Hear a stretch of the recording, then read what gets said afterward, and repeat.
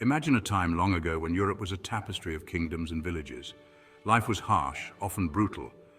Yet amidst the struggle, people found joy in simple pleasures. One such pleasure was football, though not the kind we know today. Forget sleek stadiums and polished boots.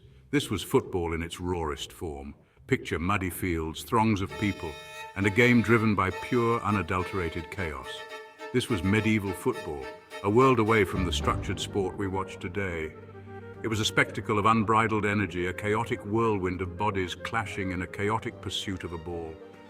These weren't just games, they were massive, unruly festivals. Entire villages would participate, their roars echoing through the countryside as the game raged on. This was more than just a pastime, it was a social event, a pressure valve for a society bound by rigid hierarchies.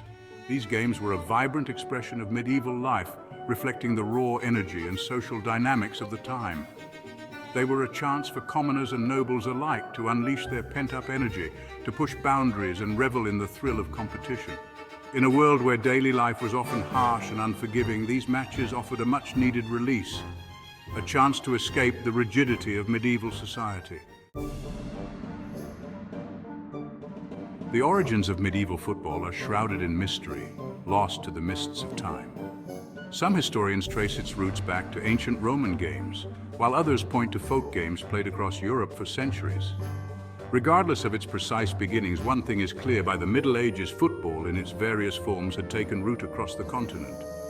It was a game for everyone, transcending social barriers in a way few other activities could. These early forms of football were far removed from the structured sport we know today. There were few rules, and the objective often seemed to be less about scoring goals and more about moving a ball from one point to another. Imagine a sea of humanity, hundreds strong, surging back and forth across fields and through villages. The ball, often an inflated pig's bladder, became a prize to be fought over, kicked, punched, and carried towards a goal.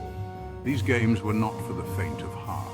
Bruises were commonplace, broken bones not unheard of.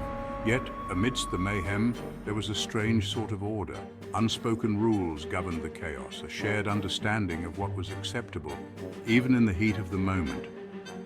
These unspoken rules, passed down through generations, were a testament to the game's deep roots in the social fabric of medieval life.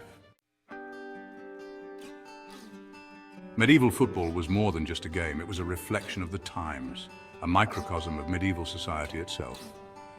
In a world sharply divided by class, football provided a rare level playing field. On the field, a peasant could tackle a nobleman, a butcher could outrun a blacksmith. Social hierarchies were temporarily suspended, replaced by the shared pursuit of victory. This sense of equality, however fleeting, was a powerful thing. It fostered a sense of community, binding people together across social divides. For a few hours, everyone was united by the thrill of the game, the shared passion for their team, their village, their side. This unifying spirit was particularly evident during festivals, where football matches were often the highlight of the celebrations. Yet this spirit of unity could also be a double-edged sword.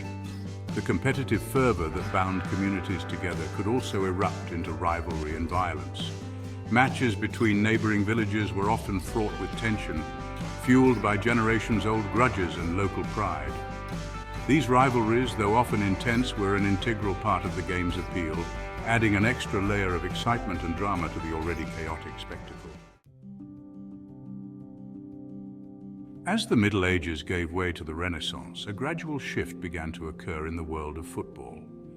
The chaotic free-for-all style of play slowly started to give way to more structured forms of the game. This shift was driven by a number of factors, including the growing influence of classical ideas about sport and the increasing desire for order and regulation in society. Universities, with their emphasis on learning and discipline, played a key role in this transformation. Students began to codify the rules of football, bringing a semblance of order to the chaos. These early rulebooks, though rudimentary by modern standards, marked a turning point in the evolution of the game. They established boundaries, defined fouls, and introduced the concept of referees to enforce these new regulations. This transition from mob football to a more organized sport was not without its resistance. Many clung to the old ways, arguing that the new rules stifled the spirit of the game, removing the raw passion that had made it so compelling for centuries. This tension between the old and new, between chaos and order, would continue to shape the development of football for centuries to come, ultimately leading to the diverse array of football codes we know today.